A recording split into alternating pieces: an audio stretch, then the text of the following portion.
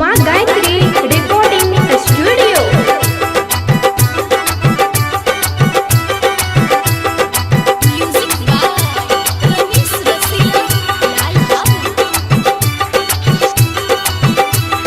हाँ हाँ हाँ होठ में लाली फेयर लबली लगा के, होठ में लाली फेयर लबली लगा के मारे छे सबके जान। ई छौरी ऊ छौरी, ई छौरी ऊ छौरी, ई छौरी ऊ छौरी रे, ई छौरी ऊ छौरी।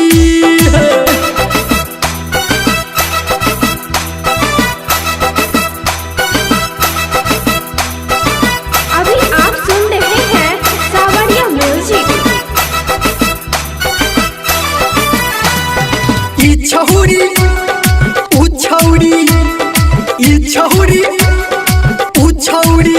हाँ गोरे गोरे गाल वाली रेशमी बाल वाली चीज छौरी बड़ी जबरदस्त लागे छे। हाय जोरा जोरा फीता वाली लोलकी दुपट्टा वाली देखे में छौरी मस्त लागे छे। हाँ गोरे गोरे गाल वाली रेशमी बाल वाली चीज छौरी बड़े जबरदस्त लागे छे। आय हाय जोरा जोरा फीता वाली रेशमी दुपट्टा वाली देखे में छौरी बड़ी मस्त लागे छे। हाँ हाँ हाँ मार के कनखी उठा के सनकी, मार के कनखी उठा के सनकी छोरबा सबके परान। ई छौरी ऊ छौरी, ई छौरी ऊ छौरी, ई छौरी ऊ छौरी रे, ई छौरी ऊ छौरी।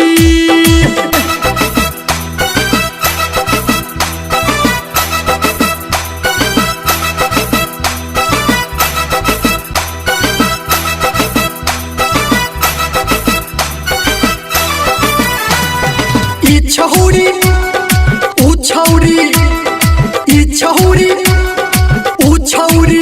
हंगाई कुर्ती जालीदार तोहर सूट सलवार तोहर सब कहवर की तोरा हवरा के फूल। आय हाय नचिया तोहर कट लागो, बॉडी तोहर हॉट लागो, चेहरा तोहर लागो गुलाब के फूल। कुर्ती जालीदार तोहर सूट सलवार तोहर सब कहो छौरी तोरा हवरा के फूल। हाँ नचिया तोहर कोट लागो, बॉडी तोहर हॉट लागो, चेहरा तोहर लागो गुलाब के फूल। हाँ हाँ हाँ धर्मेंद्र निर्मलिया के छौरी, डीजे संजय गौतम के छौरी करे छै बड़हारान। ई छौरी ऊ छौरी, ई छौरी ऊ छौरी, ई छौरी ऊ छौरी रे, ई छौरी ऊ छौरी। हाय हाय हाय हाय हाय।